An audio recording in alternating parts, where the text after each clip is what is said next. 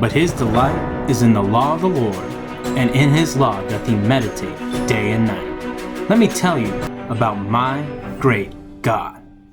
Hey guys, Pastor Tim here. Hope you guys are having a great day. Hope you're ready to get your day started off in God's Word. We are on Genesis chapter 47.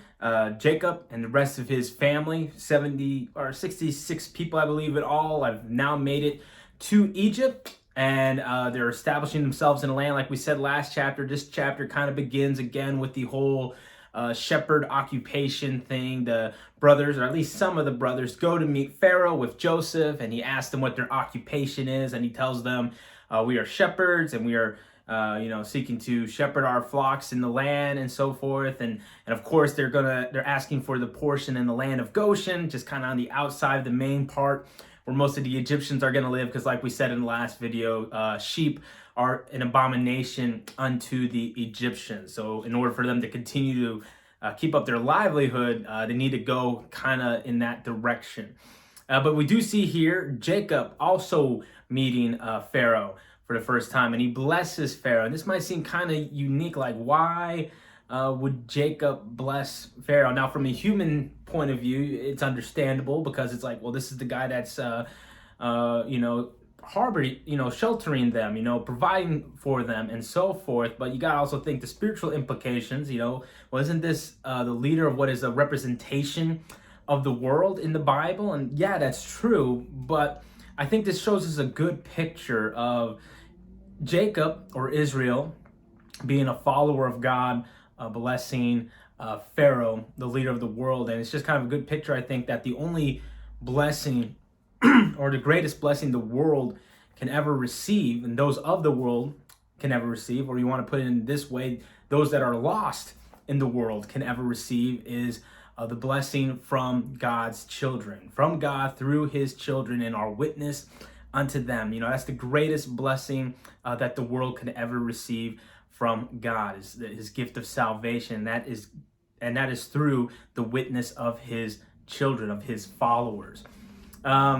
Also in this chapter, we get kind of a logistical outline of how Joseph managed things in Israel with all the lack of food, and how, first when the people were buying food, they had money, but then their money failed. They started running out of money. So then Joseph moved from money to livestock, and then he moved from livestock to land. And in essence, what ends up happening is, in order to continue to feed all of Egypt and receive wages for the food that is given out, Pharaoh pretty much purchases all of Egypt for Pharaoh, because everyone has to give up their money, their land, their cattle, just through that process of those 7 years. And then, even with the food that they do get, or the seed that they do get to grow food, they have to give a fifth of that back unto Pharaoh. And of course, I'm sure that's going back not just to Pharaoh, but back into the food bank, so to speak, as well. And just kind of this system of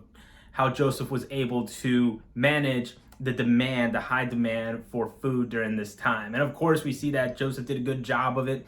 Everyone in the land and outside the land of Egypt praised him and thanked him, saying that he saved their lives. And that's the whole reason God placed him there in Egypt and allowed him to go through those trials and through those hardships to begin with. And the chapter ends with Jacob calling in Joseph, because he's about to die. He's 147 years old, I believe. And he makes Joseph promise, hey, don't bury me here in Egypt. Bury me back where my fathers are buried as well. And of course, that is what Joseph promises to do, and that's what happens at the end when Jacob passes away off the scene.